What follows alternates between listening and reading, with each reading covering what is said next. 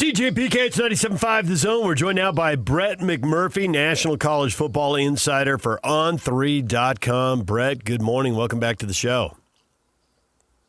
Good morning, guys. Good to talk to you.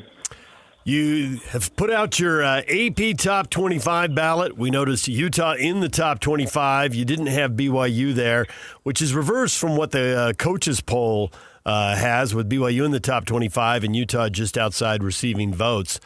What is your line of thinking, and what are you really sure of at this point, and what's a best guess at this point because it's August and you haven't seen a game and the transfer portal shook everything up?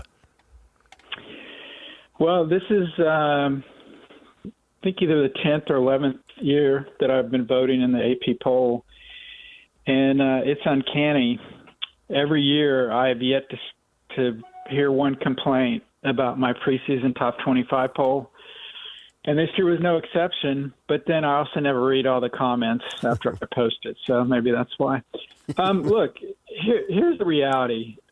Even before the transfer portal, and I'll admit it, myself included, the preseason poll is not a good indication of how the season's going to end up. Historically, there's been an average of 7 or 8 teams every year in the preseason top 25 that ends up the year unranked.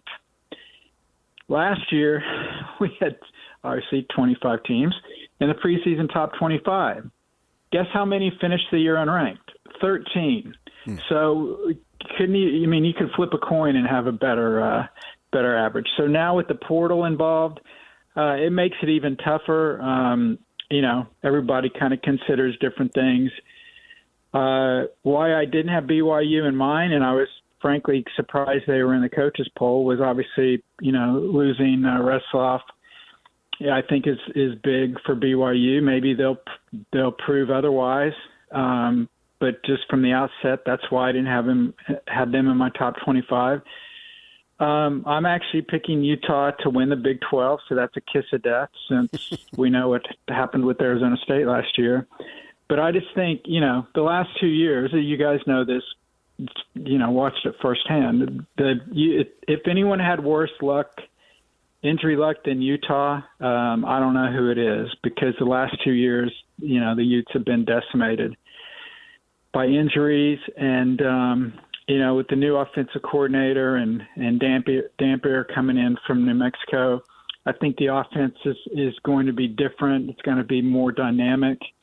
And, I know Kyle good enough. The defense is not going to take a back seat to anybody with Morgan running the defense. And, in the topsy-turvy Big 12, it's impossible to be certain on anything in this league. But I think Utah bounces back in a big way, and that's why I've got them in my preseason top 25 at this point. So you're picking them to win, and it's a legitimate pick. I think they have a good shot, and if things come together, don't see why they shouldn't, and they would at least be in the mix for sure. As far as that opponent that they would have to play in the Big 12 conference title game, you've got Kansas State, I think, 13th. Are you looking at them? Yeah, to be brutally honest, I would think so, but I wouldn't be surprised if Iowa State beats Kansas State in the opener in Ireland. Sure. I don't think anything's for certain. It's kind of like what Brett Yormark talked about at Big 12 Media Days. The Big 12 is the deepest conference, the most competitive conference. That's the good news. The bad news is, as far as the college football playoff and those sort of things, the Big 12 needs the top 1 or 2 teams to separate from everybody else to get to 10, 11 wins, something like that. So then the Big 12 has a chance to get multiple teams in the playoff. Since there wasn't a preseason poll, I did ask all the coaches to anonymously give me their 2 teams that they think would play in the Big 12 title game. Kansas State and Iowa State, ironically, got the most votes. Utah got votes, Baylor, Texas Tech, TCU. About 7 teams received votes, but the 2 favorites, according to the coaches, was Kansas State and Iowa State, which obviously they kick off the season in a couple of weeks in Ireland. You had Texas Tech at 23rd. That'd be the fourth highest ranked team you had on your ballot out of the Big 12. And you just said the coaches, they don't have Tech right at the top, but everybody's got them in the mix. Is that because they spend so much money in the transfer portal, but no one seems really convinced they got it absolutely right and hit a home run? Yeah, that's exactly it. Money can't buy happiness, but can it buy a Big 12 title? I mean, we'll find out. And look, there's been a lot of criticism, I think, about look at what Texas Tech is doing, and I kind of agree with Joey McGuire. He said he thought it's comical how everyone's calling them out on this, which, oh, by the way, is exactly what Ohio State did last year. It's exactly what 99% of the teams out there do to the most of their ability. Texas Tech has just come under a lot of attention for doing it. So and McGuire knows this, if they don't, Texas Tech does not have, they're a decent program. They haven't won the Big 12. I'm not sure, maybe they've won a Southwest Conference title, a few decades ago. I'm not sure. But basically with all the attention that the NIL and the roster additions have brought, I mean, if you're Texas Tech without all of this attention and you win, you go 9-3, that'd be a great season in Lubbock. You go 9-3 this year and you don't win the Big 12, fair or not, I think people in Lubbock are going to say it's a disappointment. So that's kind of the world we're in right now, specifically for a program like Texas Tech. But you're right. You're just, okay, they brought in a lot of pieces, but how are those pieces all going to mesh together? Nobody knows. And if anybody tells you, oh, yeah, they're definitely going to be really good or it's definitely not going to work out, they don't have any clue because nobody's going to know until we actually see them get on the field. Well, Brett, this time last year in training camp for BYU, they were talking about their first year in the Big 12 that they brought in too many transfers, and we know that they went 5-7. So then for the 24 season this time last year, they were saying that they augmented the roster where they felt they needed it specifically, as opposed to bringing in just a complete and total overhaul because it didn't work. And I guess you can say it worked because you look at 2 years ago, 5-7, you look at last year, 11-2. Do you think that would be something that if there's models out there and if Tech is the latest to bring in a big overhaul and not really have it work, do you see maybe the coaches learning from that and maybe let's use a little more discretion in the transfer portal and not have the numbers be so high? Yeah, I mean, I think, everybody's kind of learning this on the fly. I mean, NFL teams have done this forever where they bring in guys, plug and play, if you will. And obviously with the way college has been where, you recruited kids and you brought them in and you gradually built them up and you had turnover that way. So, yeah, I think everybody's kind of seeing what works best for them. And I think I don't think there's one perfect model. I think each school is going to see what works for them. It's more of a culture type aspect. You hear that a lot. I went to, went to all the power conference media days except for the ACC, and you hear a lot of coaches talk about that you want players in there that want to be a part of the program. You don't want transactional players in there because if they come to your school just because they're getting more money, then you can't be surprised if they leave because they have more money. So you kind of want to have a mixture of guys that come in for financial reasons, I guess, but also that are built in to be a team aspect. Because at the end of the day, the best, quote, team is going to beat a bunch of individuals that are kind of all just worried about themselves.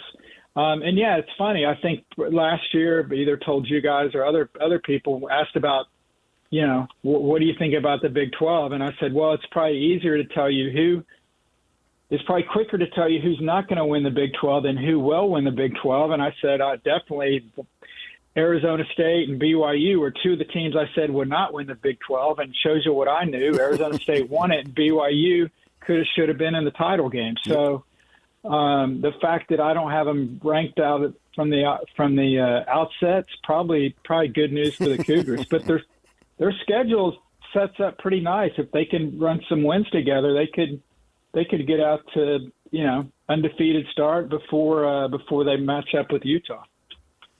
When you go over the schedule, do you see any key games here that could set the league up so they could get more than one bid?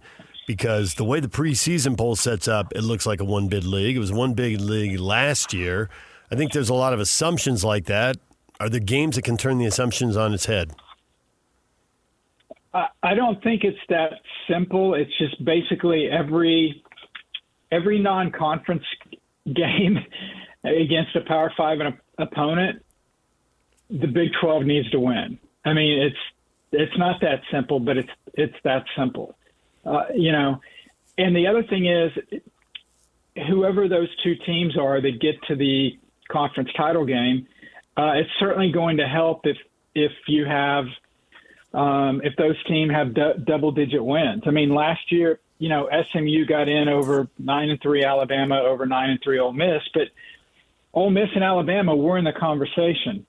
I don't think a 9-3 Big 12 team is going to be in that conversation because as competitive as the Big 12 is, I don't think nationally it's viewed as top-heavy as the SEC or the Big 10. So it's key for the Big 12 to win those type of games. One kind of weird twist to the Big 12 schedule is you've got Arizona and Kansas State playing a, quote, non-conference game because that was scheduled before before Arizona changed conferences. So that will not impact the Big 12 standings. But certainly, we're talking about Kansas State as a possible team to get to the Big 12 title game and to the playoff. Well, they can't lose to Arizona.